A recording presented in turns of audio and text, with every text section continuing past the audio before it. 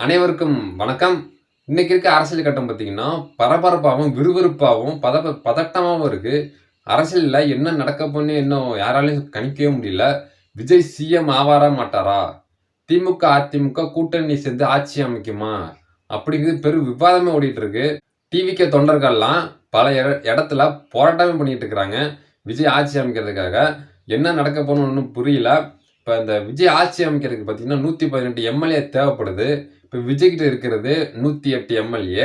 அதோட பார்த்தீங்கன்னா, காங்கிரஸ் விஜய் கூட கூட்டணி கோர்த்ததால, இப்ப காங்கிரஸ் கிட்ட இருக்கிறது 5 எம்எல்ஏ. இப்ப விஜய் கிட்ட இருக்கிறது 108. இப்ப 108, 5 சேர்த்தா மொத்தம் 113 எம்எல்ஏ இப்ப விஜய் கிட்ட இருக்கு.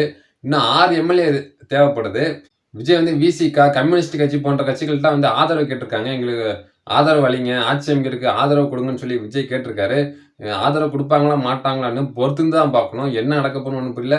அப்படி ஆதரவு தெரிவிக்கலன்னா விஜய் ஆட்சி அமைக்கவே முடியாது. அப்படி ஆட்சி அமைக்கலன்னா, அடுத்த கட்டம் என்ன நடக்க போகுதுன்னு பெரும் சந்தேகமாவே இருக்கு. இப்படி பரபரப்பான சூழ்நிலையில திமுகவும், அதிமுகவும் கூட்டணி வைக்கிறதா பேசிட்டு இருக்கிறாங்க.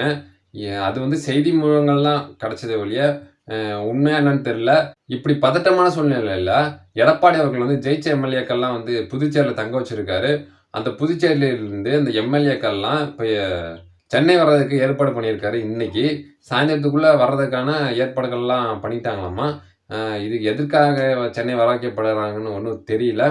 ஒருவேளை இருந்தாலும் இருக்கலாம். திமுகவும், அதிமுகவும் கூட்டணி வைக்கிறது. அப்படி இருந்தா உங்களோட கருத்து என்னவா இருக்கும்? திமுக, அதிமுக தொண்டர்கள் ஏற்பாங்களா? மாட்டாங்களான்னு நீங்க கமெண்ட்ல பண்ணுங்க.